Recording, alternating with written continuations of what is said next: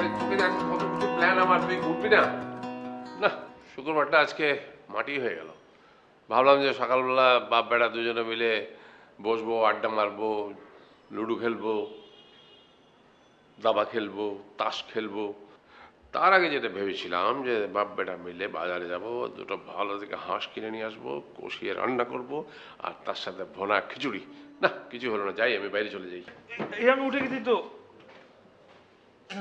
উঠে গেছি। উঠেছিস তুই? দেখি। ওঠ, বাথরুমে যা। বাথরুম কোন দিকে? বাথরুম কোন দিকে না, আয়।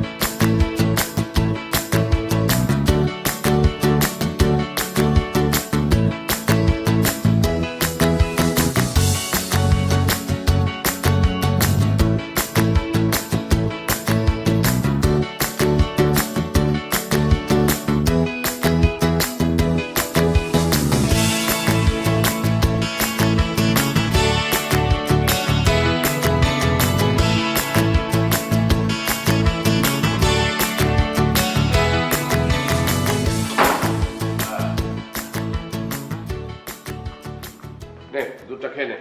ধর। Thank you. তুমি কেন এখনো ঘুমাওনি?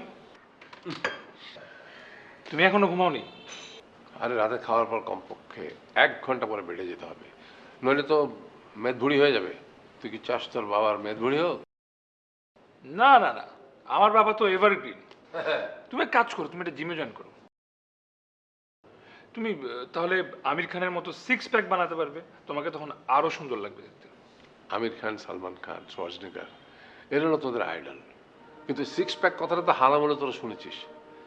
আমাদের গ্রামে বদি বলে একটা লোক ছিল, ইয়া লম্বা চওড়া, আর সেরকম কুচকুচে কালো, শরীরে প্রচণ্ড শক্তি ছিল। আমরা দেখে ভয় পেতাম, কিন্তু আমাদের খুব আদর করতো। আমাদের কাঁধে করে মেলাতে নিয়ে যেত, আর ওই বিলের মাঝখানে ডুব দিয়ে শালুক তুলে আনতো। সারাদিন পরিশ্রম করতো, সারাটা দিন গাছ কাটতো, আবার সে গাছ চিরে খড়ি বানাতো। তারপরে দুপুরবেলা এসে একবারে গামলাতে 1.5 চালের ভাত গপ গপ করে খেয়ে ফেলতো। 1.5 চালের ভাত? আর তারপরে যদি কষানো মাংস হতো তাহলে তার কথাই নেই। খাওয়া দাওয়া সেরে ওই কাচারি ঘরের ফ্লোরের মধ্যে শুয়ে পড়তো, আর নাক ডাকতো তার, প্রচণ্ড নাক ডেকে ঘুম। সে পাশের পাড়ার লোক পর্যন্ত টের পেত তার নাক ডাকা। বলো কি? কিন্তু এত কিছুর পরেও, এত খাওয়ার পরেও তার কিন্তু মেদভুড়ি কিছু হতো না। কেন বলতো? কেন? কারণ সে প্রচণ্ড পরিশ্রম করতো। তার মেদভুড়ি লাগবে কোথায়? তার শরীর তো পেটানো শরীর, এখানে মেদ লাগার কোনো জায়গাই নেই। কিন্তু এখন তো আমাদের পরিশ্রম করার কোনো উপায় নেই, তো একমাত্র ভরসা হলো কি জিম। আরে ইচ্ছা থাকলে তো উপায় হয়, খুঁজে বের করতে হবে। আমরা কি করি, আমরা তো সব ওই মানে লো ক্যালোরি ফুড খাওয়ার জন্য অস্থির হয়ে যায়, অথচ ক্যালোরি কি করে বার্ন করা যায় সেটা নিয়ে আমরা ভাবি না। বাবা, তোমার 1 ঘন্টা হয়নি? দুটো খেয়ে নে, গুড নাইট। আচ্ছা আচ্ছা বাবা, শোনো, বল। তুমি একটা বিয়ে করে ফেলো। বলছিস? এখন আমি বড় হয়ে গেছি, তো আমাকে নিয়ে তোমার টেনশন নেই। বড় হয়ে গেছিস তো, সেই জন্য আমি ওয়েট করছি। কিসের জন্য ওয়েট করছো? তোর বিয়েটা দিয়ে দেবো। তুই বড় হয়েছিস, তোর বিয়েটা দিয়ে দেবো। তুই আমাকে আমাকে ফাঁসাবার চেষ্টা করছিস কেন? উফ বাবা, আমি সিরিয়াস। আমিও সিরিয়াস। তুই পড়াটা শেষ করে ফেল, তারপরে বাপ্পাটা দুজনে মিলে বিয়ে করে ফেলবো। যাও ঘুমাও।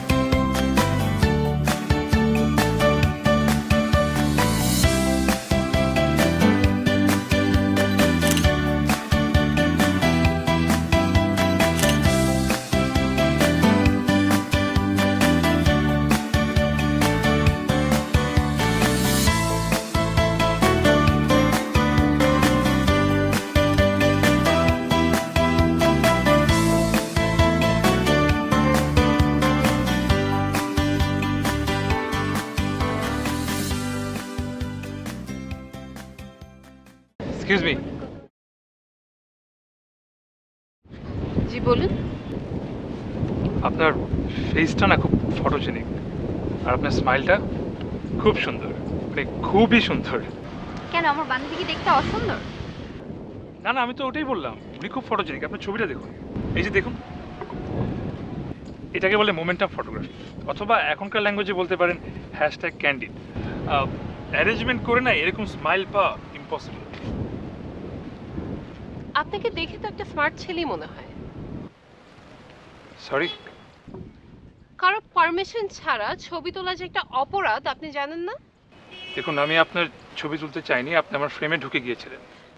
ও আচ্ছা আচ্ছা, মানে আপনার ফ্রেমে কি কোথাও ইন্ডিকেট করা ছিল যে ইহা একটি ছবি তোলার জন্য সংরক্ষিত এলাকা, এখানে বিনা অনুমতিতে প্রবেশ করিবেন না, আদেশক্রমে কর্তৃপক্ষ, সামথিং লাইক দ্যাট?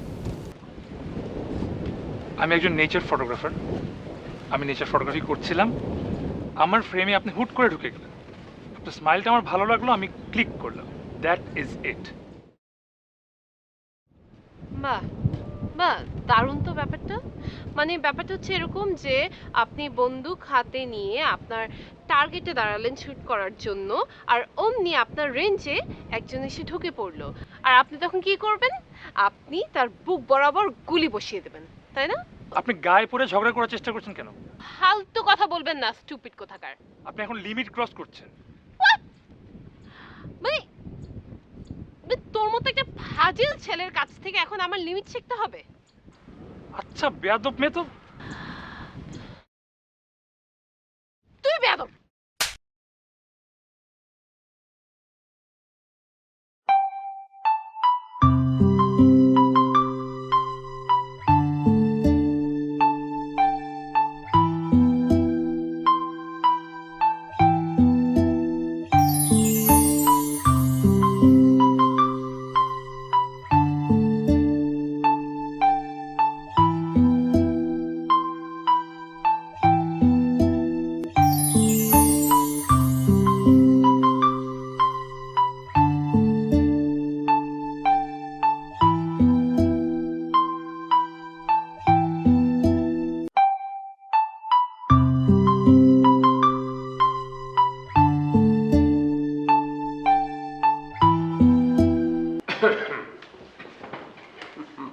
কি লুকাচ্ছিস? কই, কিছু না তো বাবা। এটা কে রে? বাবা দেখি দেখি দেখি।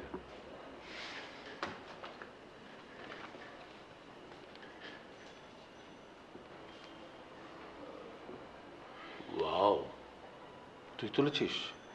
তোমার সাথে ভালো লেগেছে? কোনটা, মেয়েটা না ছবিটা? বাবা, তোমার সাথে কথাই বলা যায় না। ছবিটা তুলেছিস দারুণ, আর মেয়েটার লুকটা হচ্ছে ট্রিমেন্ডাস। তুই মডেলের প্রেমে পড়ে যাসনি তো? আরে যাকে চিনি না তার প্রেমে পড়বো কিভাবে? কিন্তু প্রেমে পড়ার জন্য তো মানে চেনাটা কোনো পূর্ব শর্ত হতে পারে না, তো না দেখে তো প্রেম হয়। তোমার কথা শুনে মনে হচ্ছে তুমি তার প্রেমে পড়ে গেছো। হ্যাঁ, আমার বয়স থাকলে আমি অবশ্যই প্রেমে পড়তাম। প্রেম করতে আবার বয়স লাগে নাকি? বুড়ো বয়সেও মানুষ কত প্রেমে পড়ে। এই সত্যিকার বলতো, মেয়েটাকে? কি করে বলবো, কয়েকবার ক্লিক করলাম বাস, তারপর উধাও। তুই কি বলছিস? আমি আগের মতো কিছু বুঝতে পারছি না। আচ্ছা, আমি র্যান্ডমলি ক্লিক করছিলাম, হ্যাঁ। তো হুট করে আমার ফ্রেমের মধ্যে ঢুকে গেল।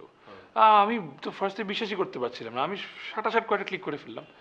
এরপর মানে কোনো কিছু বুঝবার আগে ঘটনা এত তাড়াতাড়ি ঘটে গেল, আমার চোখের পলকই ও গায়েব। এরপর অনেক খুঁজলাম, কিন্তু আমি পেলাম না ওকে। ওরে বাবা, এ তো দেখি মারফতই প্রবলেম।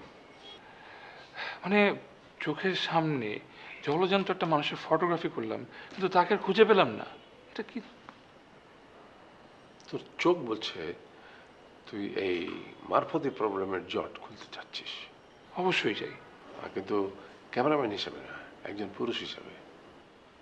বাবা, আজকে তুই যেখানে মেয়েটির দেখা পেয়েছিস, কালকে আবার সেখানে যাবি, আবার যাবি, আবার যাবি। একদিন না একদিন দেখবি মেয়েটির সাথে আবার দেখা হবে। Good idea. No, not good idea, best idea. আরে আমার জীবনের অভিজ্ঞতা থেকে বলছি, ওই মেয়েটি যদি অশরীরী কেউ না হয়ে থাকে, অবশ্যই তার দেখা পাবি। বাবা, তুমি ফান করছো? আরে ফ্যানদের নিয়ে ফান তো যুগ যুগ ধরে হয়ে আসছে, ভয় পাওয়ার কিছু নেই। আমার বিশ্বাস তুই দেখা পাবি। হাজার হলে আমার ছেলে তো।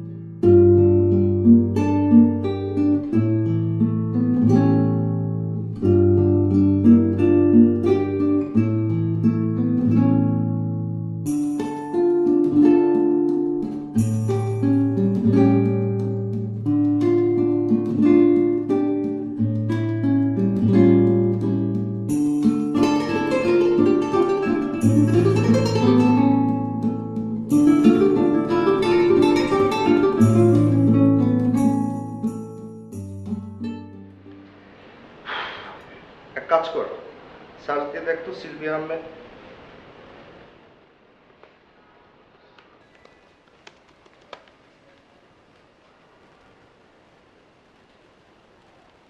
তো অন্য মেল আইডি।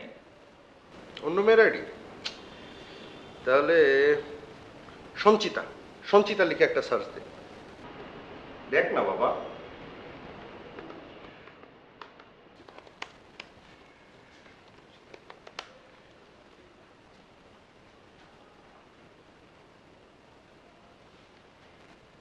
আমি আর সার্চ দিব না।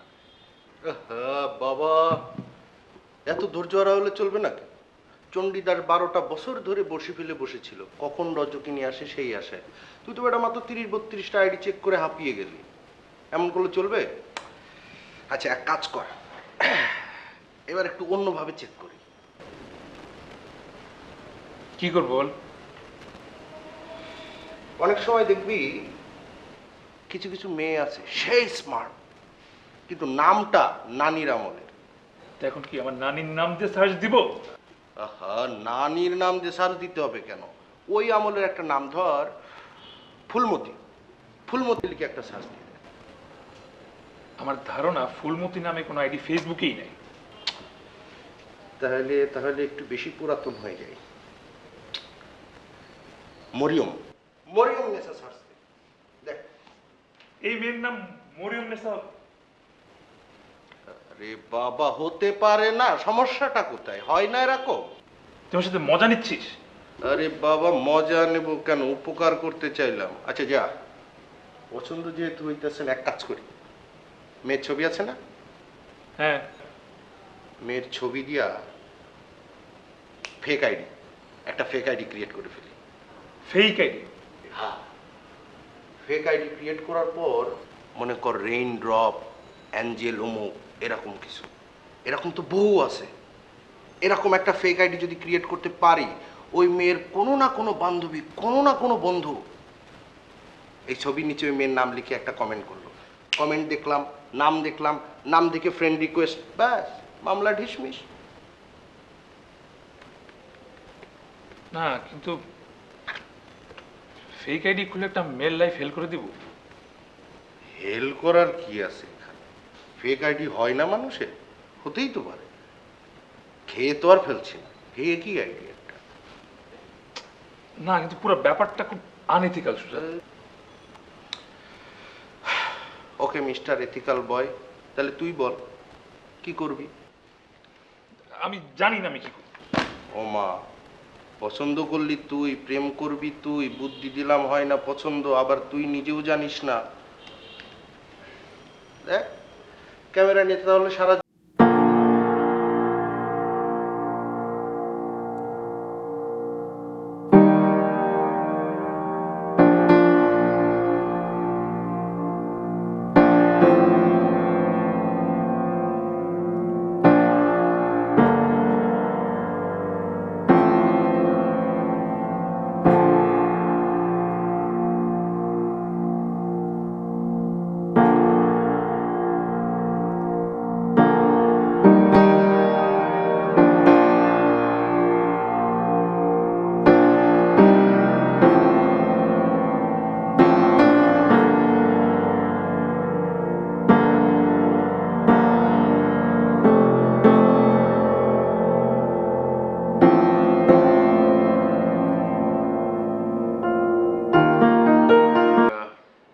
ঘর থেকে শুধু 2 পা ফেলিয়া একটি ধানের শীষের উপর একটি শিশির বিন্দু। বাড়ির কাছে থাকে আর তুই গোটা দুনিয়া তাকে খুঁজে বেড়ালি। যাকে ফার্স্ট স্টেপ শেষ, এবারে সেকেন্ড স্টেপ। এই ফার্স্ট স্টেপ সেকেন্ড স্টেপ এগুলো আবার কি? ফার্স্ট স্টেপ হচ্ছে operation hunting heart, second step operation impress heart. প্রথম দেখাতেই পিলে চমকে দিতে হবে, তা নাহলে কিন্তু কি কি যে বলো না তুমি, আমি কিচ্ছু বুঝি না। প্রথম দেখাতে চমকে দিতে হবে, তা নাহলে সব শেষ। তাহলে তাহলে এখন কি কি করতে হবে? আর কি করতে হবে? তার যে ছবিগুলো তুই তুলেছিস তার মধ্যে থেকে সবচেয়ে সুন্দর যে ছবিটা, সেটাকে বড় করে প্রিন্ট করে সুন্দর করে বাঁধাই করে এটাকে প্রেজেন্ট করবি, এবং নিজের এত সুন্দর একটা ছবি দেখে সে পটে যেতে বাধ্য। যদি আবার হিতে বিপরীত হয়? হবে না, আমার 40 বছরের এক্সপিরিয়েন্স বলছে বিপরীত হবে না। আর তোর মাকে তো এইভাবে পটিয়েছিলাম। বলো কি? হ্যাঁ, তখন তো এত টেকনোলজি ছিল না, একটা কাওয়াসাকি ক্যামেরা, তাও আবার ব্ল্যাক অ্যান্ড হোয়াইট, তাতেই পটে গেলাম। কই, তুমি তো এগুলো আমাকে আগে বলো নাই। বলিনি কারণ সেরকম সিচুয়েশন হয়নি। তবে হ্যাঁ, মানে একটা ম্যাজিশিয়ানের রুমাল, এটা হচ্ছে তোমার অভিজ্ঞতার মতো আর কি। মানুষের যখন প্রয়োজন হবে সেখান থেকে লাল ফুল বেরোবে, আবার যখন প্রয়োজন হবে সেখান থেকে সাদা খরগোশ বেরিয়ে যাবে। মানে বিপদের সময় অভিজ্ঞতাটা যে কি জিনিস সে তোকে বলে বোঝানো যাবে না। কি রে, মায়ের কথা শুনে মন খারাপ হয়ে গেল? তুমি এসবের মধ্যে মার কথা কেন টানলে? হঠাৎ বাংলা সিনেমার কথা মনে পড়ে গেল। কেন? মাকে নিয়ে বিয়ের আগে সিনেমা দেখতে গেছিলেন? আমার কি আর তোদের মতো কপাল? তোরা হচ্ছিস T20 প্লেয়ার, ধর মার কাট, আর আমরা হচ্ছে টেস্ট প্লেয়ার। তোর মায়ের হাত ধরতে আমার লেগে গেছিল কয়েক মাস। বাবা, তুমি হঠাৎ বাংলা সিনেমার কথা কেন টানলে? কি এড়িয়ে যাচ্ছ? না, বাংলা সিনেমা ধর, মানে এই সিনেমাটা যদি বাংলায় হতো, মানে আমার জায়গায়, মানে নায়কের বাবা নায়কের মায়ের একটা বাঁধানো ছবির সামনে দাঁড়িয়ে বলতো, আর যদি তোর মা বেঁচে থাকতো তাহলে তোর প্রথম প্রেমের খবরটা শুনে কি যে খুশি হতো, এমন একটা আনন্দের দিনে সে আমাদের মধ্যে নেই।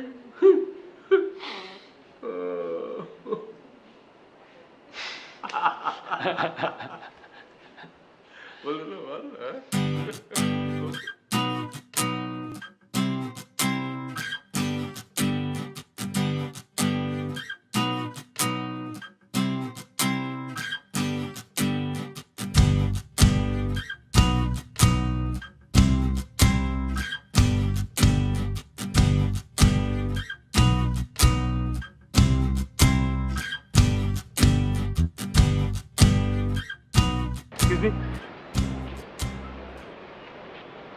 জি, আমাকে বলছেন?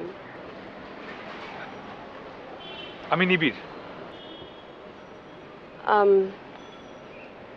আচ্ছা, তো জি বলুন। আমি ফটোগ্রাফি করি। ঠিক আছে, কিন্তু আপনি এসব কথা মানে আমাকে কেন বলছেন? আহ, ওই আমি আপনার কয়েকটা ছবি তুলেছি, মানে আমি সরি, আমি আপনার অনুমতি নিতে পারিনি। আমার ছবি তুলেছেন আপনি? হ্যাঁ, ওই যে আপনি আপনার বান্ধবীর সাথে একদিন ঘুরতে গিয়েছিলেন, মনে আছে, ওই একটা বড় গাছের। আহ, ভাই ভাই দেখুন, আমার মনে হয় আপনার কোথাও ভুল হচ্ছে। আর এমনিতে আমার তাড়া আছে, আই হ্যাভ টু গো। আচ্ছা, এটা আপনার জন্য। এটা আবার কি? ওই যে আপনার ছবি আমি নিজে বাছাই করেছি অ্যাজ এ গিফট।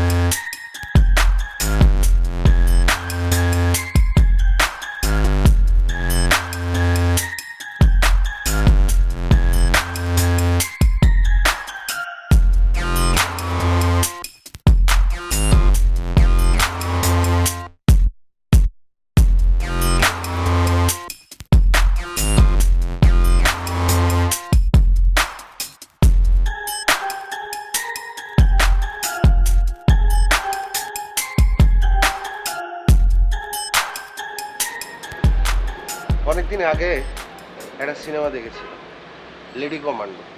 আজকে দেখলাম চোখের সামনাসামনি। কি সাংঘাতিক মেয়ে রে বাবা! তোর ছবি যখন দেখে আমি তো ভাবছি, বাহ, প্রেমটা এবার হয়েই গেল। তোর কপাল যে ফাটায়নি, ভাগ্য ভালো। কপাল ফাটালে তুই তো দেশ ছেড়ে পালাইতি, হারামজাদা। এই, দেশ ছেড়ে পালাবো কিসের জন্য? আমি তো ইনস্ট্যান্ট ছিলাম ওই জায়গায়। হালকা পা দুটো একটু বিট্রে করেছে এই যা। তবে হ্যাঁ, এরকম জ্বালাও পোড়াও মেয়ে আমি আমার বাপের জন্মে দেখিনি বাবা। আমি অনেক দিন ধরে অনেক কিছু ভাবছি, কিন্তু এরকম করতে পারবে এটা আমি চিন্তাও করতে পারিনি। আহা, পরাজয়ে ডরে না বীর। এত হতাশ হলে চলবে না বন্ধু। আচ্ছা, কি করব আর কি উপায়? কি করবি? ওই যে, জাস্ট ওয়েট অ্যান্ড সি। এখন তো অন্ধকারে ঢিল ছুটছি না, মেয়ের বাসা তো চিনি। এই মেয়ে কোথায় যায়, কি করে, কার সাথে মেশে, সব কিছু এখন আমাদের চোখে চোখে রাখতে হবে। তাতে লাভ কি হবে? আহা, ভরসা রাখ, বললাম না, জাস্ট ওয়েট অ্যান্ড সি।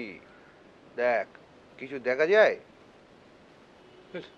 তোর না দেখলেও চলবে, আমি দেখছি ব্যাপারটা। পুরো প্ল্যানটা আমি সাজিয়ে ফেলছি।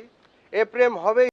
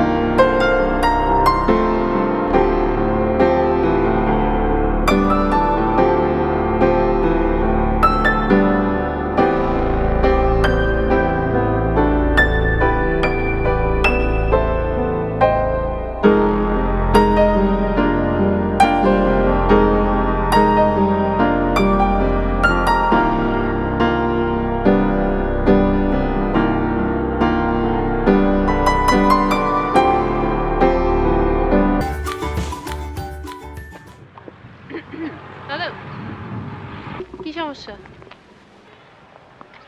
হাই। হাই। না, কোনো সমস্যা নেই। এত সুন্দর একটা দিনে কি সমস্যা থাকতে পারে? আমি বেশ কয়েকদিন ধরে খেয়াল করছি যে আপনিও আপনারা দুজন আমাকে ফলো করছেন। আমি যেখানে যাই সেখানে গিয়ে হাজির হচ্ছেন। মানে ব্যাপারটা কি? কাহিনী কি বলেন তো? আমি তো আসলে কিছু জানি না, আমি তো খুব নিরীহ ছেলে। ও, আপনি অনেক নিরীহ। কে নিরীহ আর কে যে কেউটে সেটা আমার বন্ধুদের ডাকলে এখন বের হয়ে আরে যাবে। আরে আরে, ওয়েট ওয়েট ওয়েট, আজকে আমি ক্যামেরা ছবি কিচ্ছু আনি না। আপনি খামাখা আপনার বন্ধুদের কেন রাখতে যাবেন? Not fair. আসলে আমাদের কপালটাই খারাপ। ওই হয়েছে কি, আমরা যেখানে যাই ওই সেখানে গিয়ে আগের থেকে দেখি আপনি উপস্থিত হয়ে আছেন। হ্যাঁ, আর আপনি ভাবছেন আমরা আপনাকে ফলো করছি। রাইট। আসলে ব্যাপারটা হয়েছে কি, একটা অনভিপ্রেত কাকতাল মাত্র। বাস্তবের সাথে এর কোনো মিলও নেই, আর এর জন্য কর্তৃপক্ষ কেউ দায়ী নয়। ও আচ্ছা, মূল নাটের গুরু তাহলে আপনি। আরে না না না, ও হইতে যাবে না। মানে আসলে ওই যেটাও বলছিল আর কি, অনভিপ্রেত খাকতাল। আসলে নাটের গুরু কেউই না।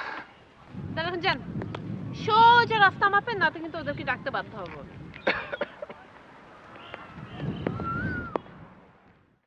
কিন্তু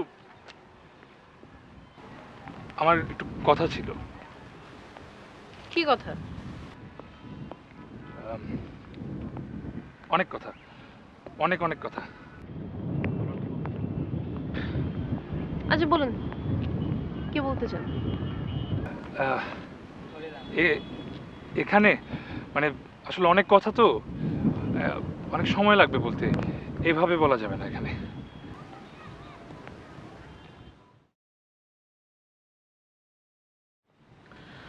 আপনি কাল ঠিক 4টায় এখানে আসবেন, ওকে? Thank you.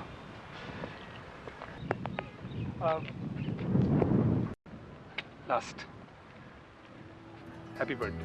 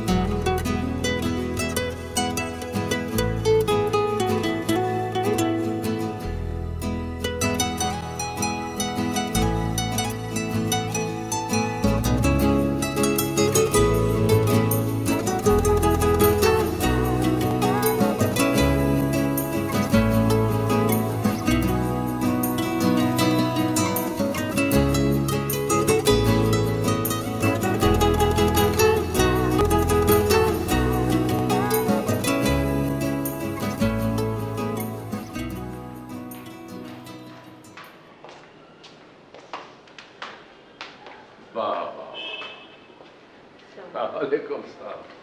হ্যাঁ, আরে তুমি তো দেখছি ছবির চেয়েও সুন্দর। তার মানে আপনি আমার ছবি? হ্যাঁ দেখেছি, অবশ্যই দেখেছি, খুঁটিয়ে খুঁটিয়ে দেখেছি। হাজারাল আমার ছেলের পছন্দ না দেখে পারা যায়? বাবা তোমার ভালো লেগেছে?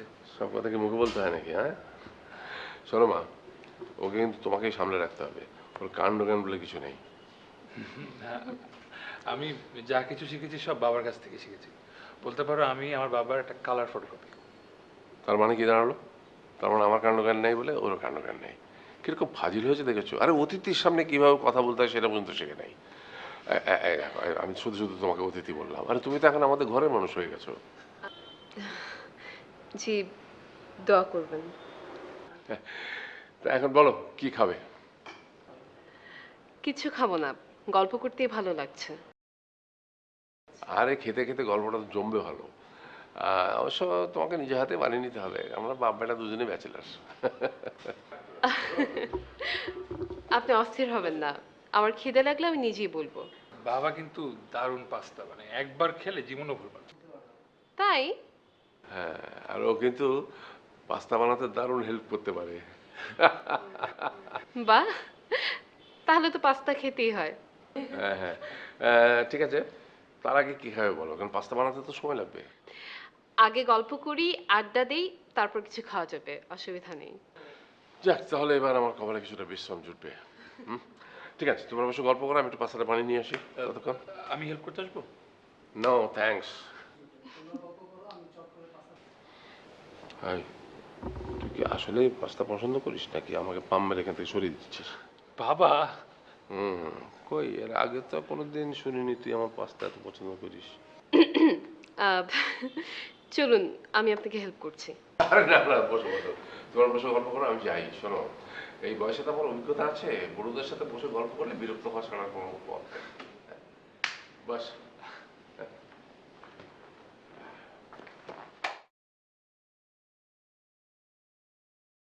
তোমার বাবা কেমন লাগলো? অসাধারণ, আই ক্যান বিলিভ দিস। সত্যি একটা কথা বলি, বলো। তোমার বাবা তোমার চাইতে বেশি স্মার্ট। দেখতে হবে না কার বাবা? দেখতে হবে না কার ইয়ের বাবা। তো তুমি আসলে পাস্তা বানাতে পারো না? আর পারি, বুঝছো না?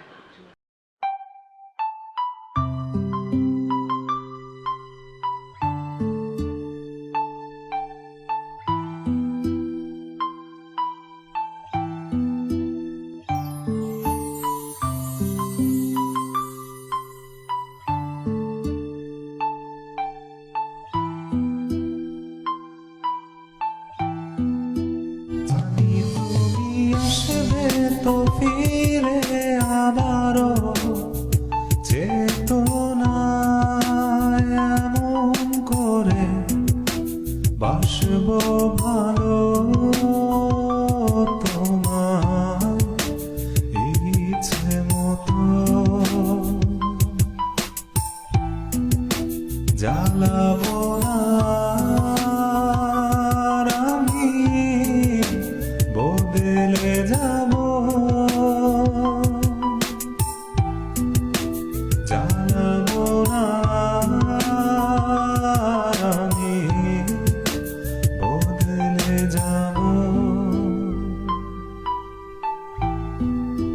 জানি তুমি আসবে তো ফিরে আবারও, চেতনায় এমন করে বাসবো ভালো তোমার ইচ্ছে মতো। কেউ জিতবে, কেউ হেরে যাবে, তবুও চলবে খেলা অফুরান। জীবনের এই খেলা আমি হারবো না।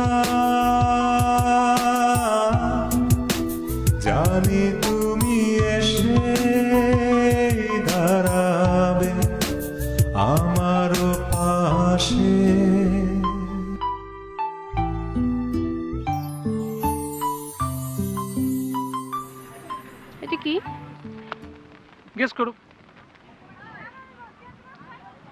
আম, পারছি না, তুমি বলো। আচ্ছা না, এইটার ভিতর একটা সুখবর আছে। আমার একটা স্বপ্ন পূরণ হতে যাচ্ছে।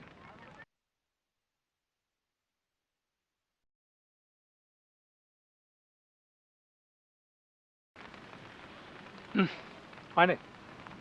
তবে তোমাকে বলেছিলাম না, আমি লাস্ট সামার সুন্দরবন গিয়েছিলাম ঘুরতে। বলেছিলেন। সেখানে আমি অনেক অনেক ছবি তুলেছিলাম। কয়েক মাস আগে একটা সাইটে দেখলাম যে লাভ ফর নেচার এটা নামে একটা এক্সিবিশন হচ্ছে। সো ওখানে আমি আমার কিছু ফটো সাবমিট করলাম অনলাইনে। এখন মানে ওদের কাছ থেকে রিপ্লাই আসলো যে ওরা ওদের মেইন এক্সিবিশনে আমার একাধিক ছবি ওরা দিতে চায়। This is very exciting for me. And শুধু এক্সিবিশনে না, ওরা আমাকে সার্টিফিকেটও দিতে চায়। সেই কারণে আমাকে ওরা সুইজারল্যান্ডে ইনভাইট করেছে। অ্যান্ড সুইজারল্যান্ডে যাওয়া আসা থাকা সব এক্সপেন্স ওরা বিয়ার করবে। সো আমি একদম মানে বিনা খরচে যাচ্ছি। আরও একটা সুখবর আছে, একটা পরিবেশবাদী সংগঠন আমার কিছু ছবি কিনে নিতে চায়। এটা নাকি ওরা ওদের ব্র্যান্ডিংয়ের জন্য ইউজ করবে। সো আচ্ছা, কি ব্যাপার, মানে তুমি কিছু বলছো না কেন? শুনছি তো আমি, তুমি বলো। কি ব্যাপার, তুমি খুশি হওনি? কে বললো আমি খুশি হইনি? আমি না তোমাকে চিনি অরুণী। না নিবিড়, তুমি আমাকে চেনো না। কি বলছো তুমি এসব? আম, তোমার সাথে আমার একটু কথা আছে। বলো।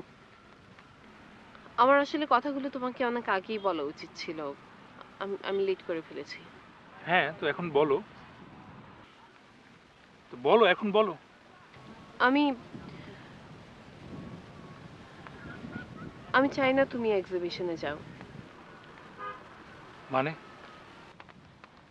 শুধু এক্সিবিশনই না, আমি চাই না তুমি ফটোগ্রাফি করো আর।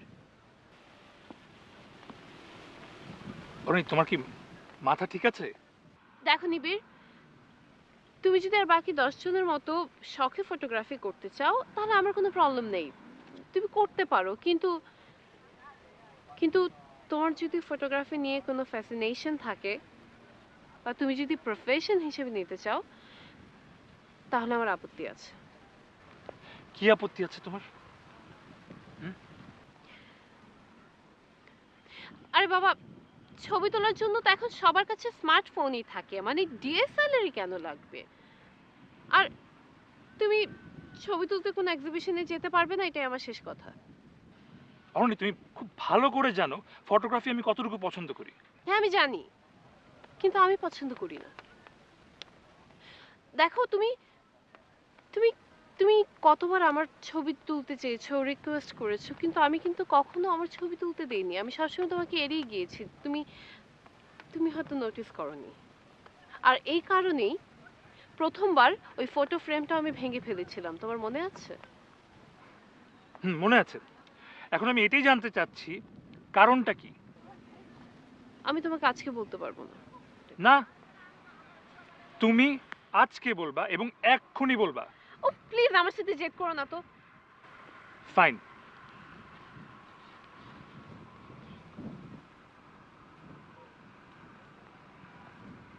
আমি কারোর জন্য ফটোগ্রাফি ছাড়বো না। আমি তোমাকে ছাড়তে পারবো, কিন্তু আমি ফটোগ্রাফি ছাড়তে পারবো না। এটাতে যদি তোমার কোনো প্রবলেম থাকে, you can just leave me.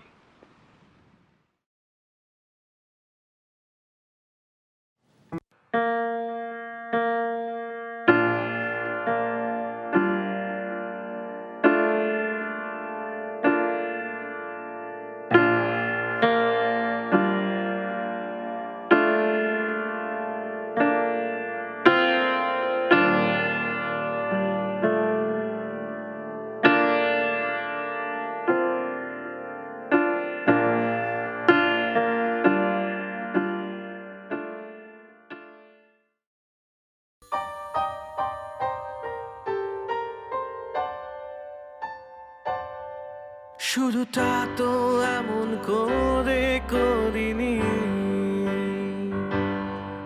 ভালোবাসাটা নিঃস্বার্থ ছিল, বুঝিনি কে আপন কে বাপন, অবুঝ সত্তা আজ কাঁদে সারাক্ষণ।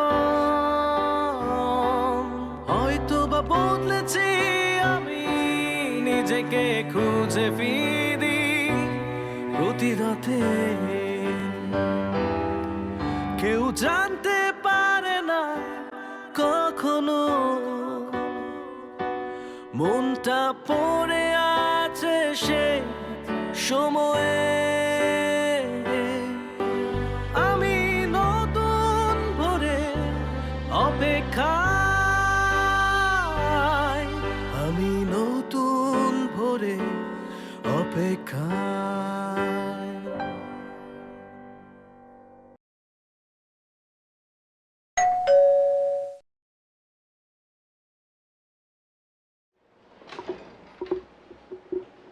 আরে অরণি, এসো এসো, বসো।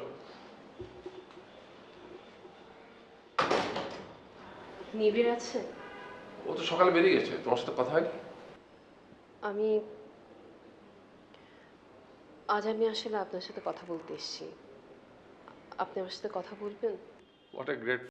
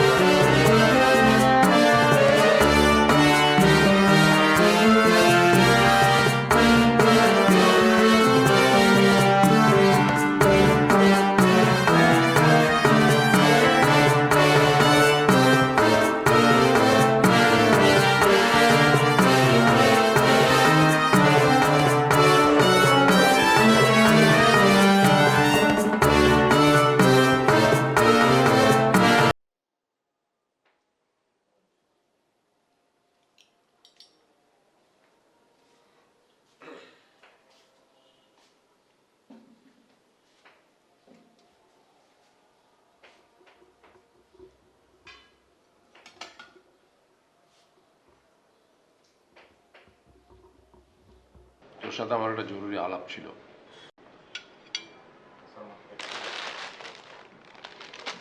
বলো।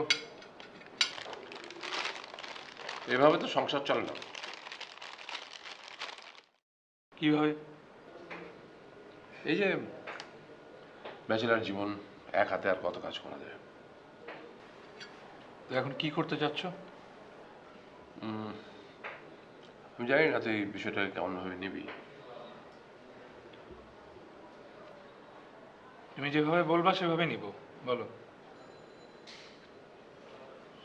আমি ঠিক করছি আমি একটা বিয়ে করবো। একা একা থাকাটা সুবিধা লাগছে না। এখন সুস্থ আছি, এখন চলে যাচ্ছে, কখন অসুস্থ হয়ে পড়বো তখন আমাকে কে দেখবে? গ্রাম থেকে একটা কাজের মহিলা নিয়ে এসো, তাহলেই তো হয়। কাজের মহিলা আর ঘরের লোক কে এক হলো? একটা অসুস্থ মানুষকে কাজের লোক কি সেবা করবে? তুমি এখনো দিব্যি সুস্থ আছো, তুমি আগে অসুস্থ হও, তারপর দেখা যাবে। অসুস্থ হলে কি আমাকে মেয়ে দেবে? ব্যাপারটা তুই শুধু স্বাভাবিকভাবে নিলেই হয়, মেয়ে আমার ঠিক করাই আছে।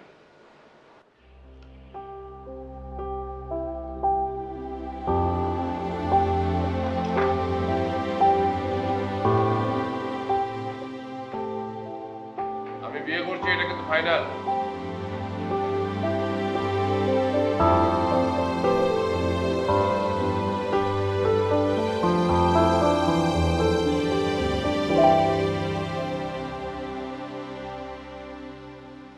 আরে বিয়ে কি এত সহজ নাকি? ছেলের রাতের মোয়া যে চাইলো আর হয়ে গেল? তুই বাবাকে চিনিস না, সে যা বলে তাই করে।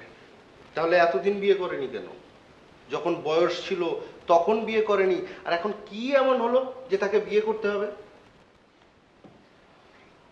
আমার মনে হয় অরণি আগে থেকে আঙ্কেলকে পছন্দ করত, ঠিক এই কারণে তোর সাথে বিভিন্নভাবে ইনিয়ে বিনিয়ে ব্রেকআপের জন্য ফাঁদ পেতেছিল। ওকে যদি বিয়ে করে তাহলে মানুষকে মুখ দেখাবো কিভাবে? ছি। আমি বুঝি না, তোর মতো একটা ইয়াং স্মার্ট ছেলেকে রেখে অরণি কোন আক্কেলে আঙ্কেলের মতো একটা বুড়ো খাটাসকে বিয়ে করে, যার আবার সারা মাথায় টাক। এই চুপ, চুপ কর। আচ্ছা চুপ করলাম, এক কাজ করি, চল অরণির বাসায় গিয়ে সব বলে দে। না, না কেন? আমি চাই না ওর পরিবারের কাছে ছোট হোক। আরে তোর বাবা যখন বিয়ে করবে তখন পরিবারের কাছে ছোট হবে না?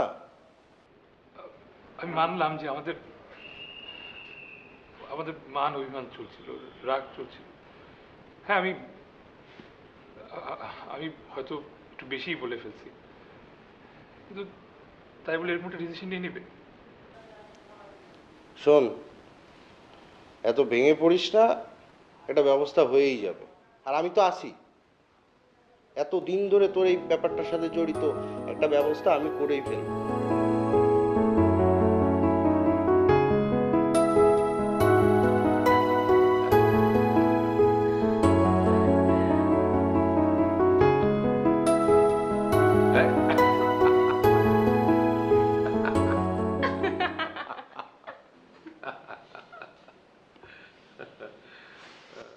অরণি,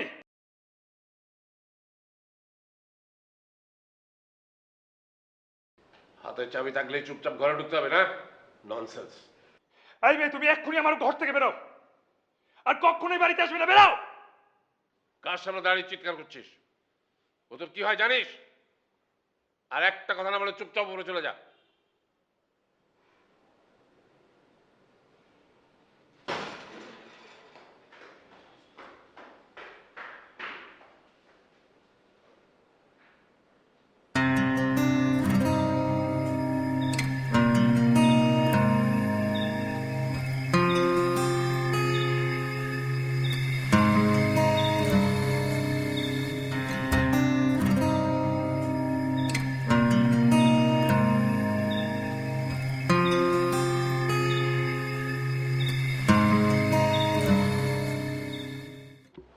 দেখো বাবা, প্রত্যেকটা পুরুষের জীবনে নারী একটি অবিচ্ছেদ্য অংশ,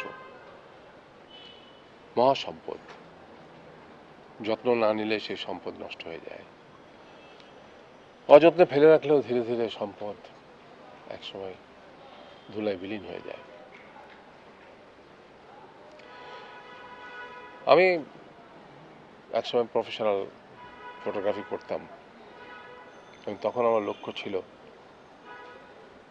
এই প্রফেশনাল জগতে একটা সাফল্যই শেষ কথা, যার কারণে আমি আমার স্ত্রী সন্তানকে অবহেলা করেছি।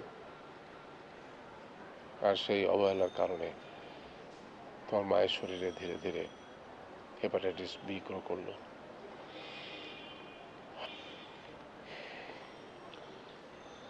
তোর মা চলে যাওয়ার পর আমি বুঝতে পারলাম আমি কি হারিয়েছি। তার খেসারত আমি দিয়ে যাচ্ছি, হয়তো সারাটা জীবন আমাকে দিতে হবে। এবং আমি চেয়েছি যে তুই কখনো যেন আমার মতো ভুল পথে পা না মারাস। যে তোকে ভালোবাসে তাকে ভালোবাসাটা তোর কর্তব্য।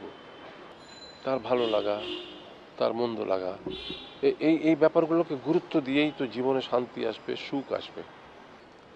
এটা কিন্তু শুধু সাংসারিক দায় সারা নয়, এটা হলো প্রকৃত ভালোবাসার বহিঃপ্রকাশ। তোর ভেতরে যে পৌরুষত্ব আছে সেটাকে জাগিয়ে তোলার জন্যে, তোর ভেতরে তোর প্রেমিকার জন্য যে টান আছে সেটাকে বাড়িয়ে দেওয়ার জন্য, সেটাকে আরো উত্তেজিত করার জন্যে, এবং তোর ভালোবাসার মানুষ আরেকজনের সাথে ঘুরে বেড়ায় এটা দেখে তোর ভেতরে একটা জিজ্ঞাসা জেগে উঠুক, এটাই আমি চেয়েছিলাম। সেই জন্যেই আমি আর অরণি অভিনয় করছি। মানে তোর অবাক হওয়া দেখে মনে হচ্ছে অভিনয়টা আমরা ভালোই করেছিলাম। কি বলছো, খুলে বলো। আমি আমি কিছু বুঝছি না। বাকিটা তুমি বলো অরণি।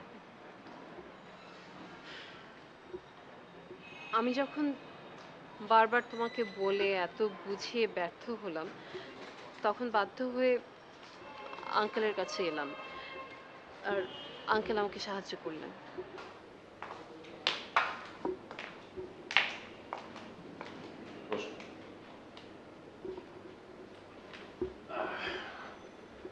হ্যাঁ, এবার বলো। আঙ্কেল, আপনি তো একসময় ফটোগ্রাফি করতেন। আপনি কি আফজাল খান নামের কোনো ফটোগ্রাফারকে চিনতেন? আফজাল খান, হ্যাঁ একজনকে তো আমি চিনতাম, উনি এখন কানাডাতে আছেন। আহ, আমাদের ওই সময় খুব জাদরেল ক্যামেরাম্যান ছিলেন, আমরা খুব সমীহ করে চলতাম। উনি একটা এক্সিবিশনে টরন্টোতে গিয়েছিলেন। সেবার কিন্তু ওনাকে নিয়ে অনেক লেখালেখি হয়েছিল, এবং তারপর ওনাকে আমরা সংবর্ধনা দিয়েছিলাম। তা হঠাৎ তুমি এসব জানো কি করে? কারণ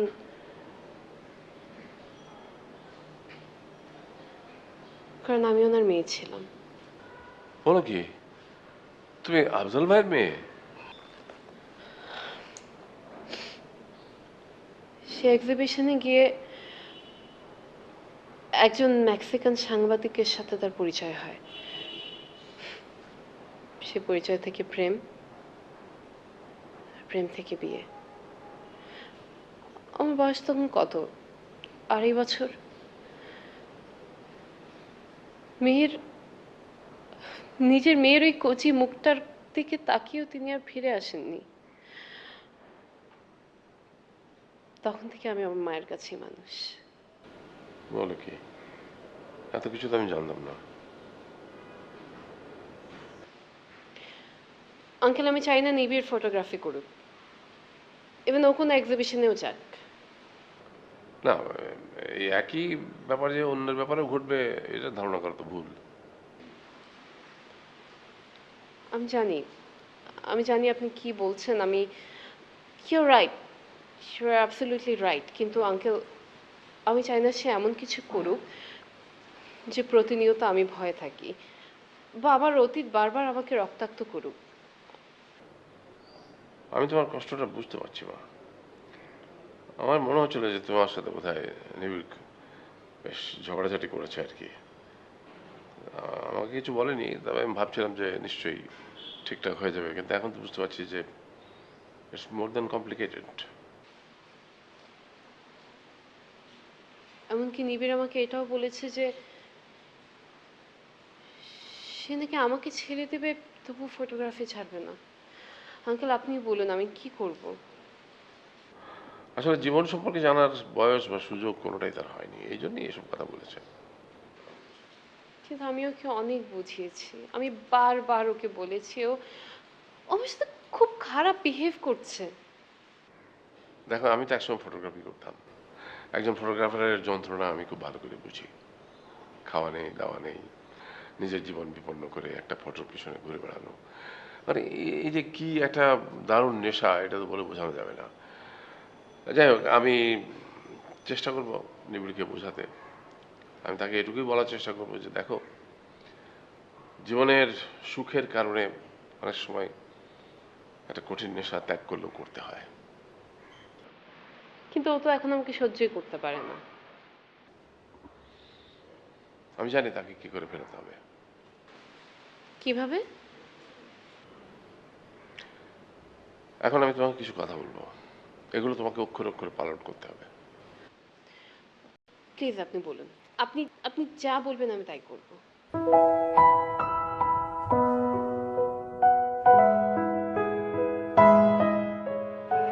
অরণি, হ্যাঁ, শোনো, আমরা যখন ক্যামেরায় ছবি তুলি, ক্যামেরায় ছবি তোলার জন্য আমরা প্রথমে একটা সাবজেক্ট ঠিক করি, তারপর ক্যামেরার একটা রিং ঘুরিয়ে আমরা সেই সাবজেক্টকে ফোকাস করে শার্প করি ছবিটাকে, এবং সেই লক্ষ্যে আমরা ছবিটা তুলি।